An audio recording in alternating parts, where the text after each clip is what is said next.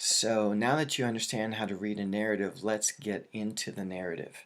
So I'm going to be reading just from the NIV. I know in the initial stages of reading Luke, I read both the NIV and the ESV. That will take us forever if I continue in that route. So most of you are probably using an NIV or something similar. I also use the Holman Christian Standard, which I like, which seems to be kind of a hybrid between what I like best about the NIV and what I like best about the ESV. But I just got it, so only time will tell if that's true or not. So I'm just going to stick with the NIV.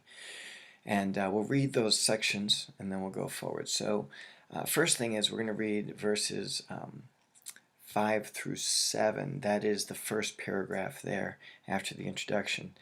And so this is what it says in the NIV. In the time of Herod, the king of Judea, there was a priest named Zechariah who belonged to the priestly division of Abiah, and his wife Elizabeth was also a descendant of Aaron. Both of them were righteous in the sight of God, observing all the Lord's commands and decrees blamelessly. But they were childless because Elizabeth was not able to conceive, and they were both very old. So what you understand first is this first paragraph is an introduction to Zechariah and Elizabeth. It's first of all introducing us to them, but also in the time that they live in. You know, it says in the time of Herod the king of Judea.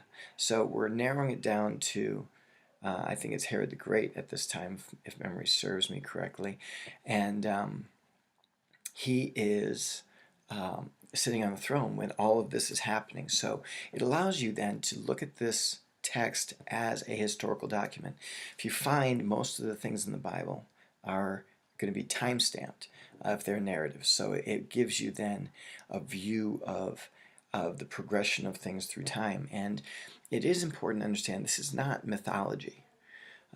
There's mythology out there. Greek mythology, their religion was based on a mythology. This is not mythology. This is historical based interactions between God and his people. So that's really important to pick up. But it also tells us, like I said, the context of Zechariah and Elizabeth. Zechariah is a priest. He's a priest who serves in the temple, and he serves on a ministry team called the Course of Abiah. And he's responsible, that team is responsible for a period of time. We see that in verse 8 and also in verse 23, that they're responsible for a service period. And so he is a priest serving at the temple for a period of time, probably once or twice a year when his team is up for service in the temple. Elizabeth is his wife, and they're both descendants of Aaron, which means they're both descendants of the first high priest.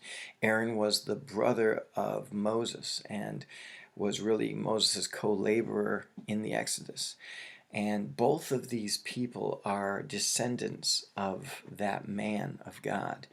And that means it's a pure line. This is important because it's a pure line of Aaron. Now that doesn't mean a lot to us. It would mean a tremendous amount to the Jews as far as the lineage of Aaron and what is being passed down then to the child who will be coming to Elizabeth and to Zechariah, which is John the Baptist. Now, of course, we have a problem here. And the problem is presented in the last of the verses I read there. It says they were old and they were childless. So we have two problems. There's not just no baby. There's no hope for baby, pretty much. And this is where we find ourselves when we jump into the introduction of how John the Baptist is promised to come. So I want to leave you with that. I am breaking this first chapter up into several different sections. This is the first section, just the introduction of Zechariah and Elizabeth. I hope that that gave you some clarity.